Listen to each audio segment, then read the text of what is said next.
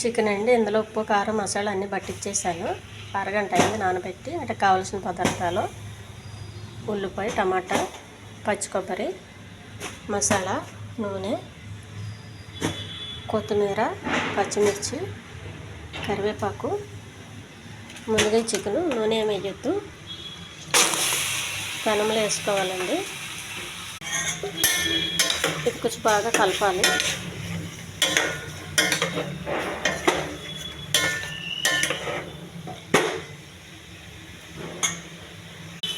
ఇది వాటర్ వేసుకొని ఉడకనివ్వాలండి. మూత పెట్టేయాలి.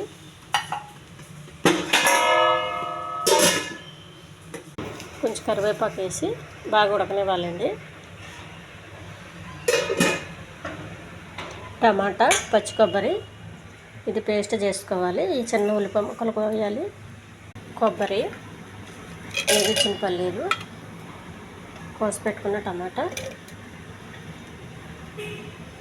ఇది పేస్ట్ వేసుకోవాలి. పేస్ట్ చేసుకోవాలి.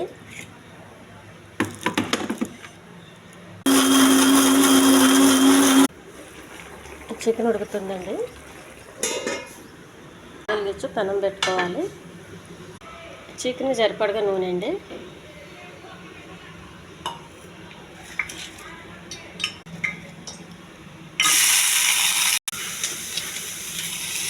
చెక్క, లవంగం, బిర్యానీ ఆకు, పచ్చిమిర్చి, కరివేపాకు ఇవన్నీ వేసి కొంచెం బాగా వేగనివ్వాలి.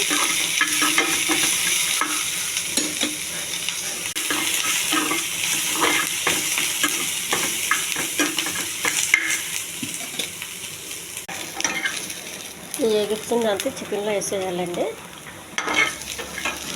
చికెన్ బాగా ఉడికిపోయింది. కొబ్బరి, టమాటా పేస్టు,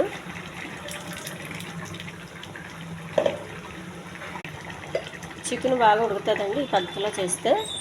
కొంచెం గరం మసాలా,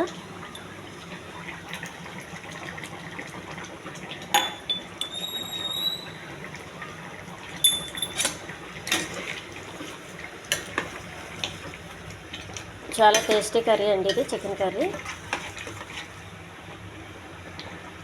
చూడండి, పీసులు బాగా ఉడికిపోతాయి. ముందు ఉడికించి మసాలా అంతా వెనక చేసి వేసుకుంటే దించే ముందు కొద్దిగా కొత్తిమీర. ఈ ఛానల్ నచ్చితే సబ్స్క్రైబ్ చేయండి, షేర్ చేయండి, లైక్ చేయండి, కామెంట్ చేయండి. ఇది అన్నంలోకి చాలా బాగుంటుంది, చపాతీకి బాగుంటుందండి, పూరీకి బాగుంటుంది. చికెన్ కర్రీ రెడీ అయిపోయింది.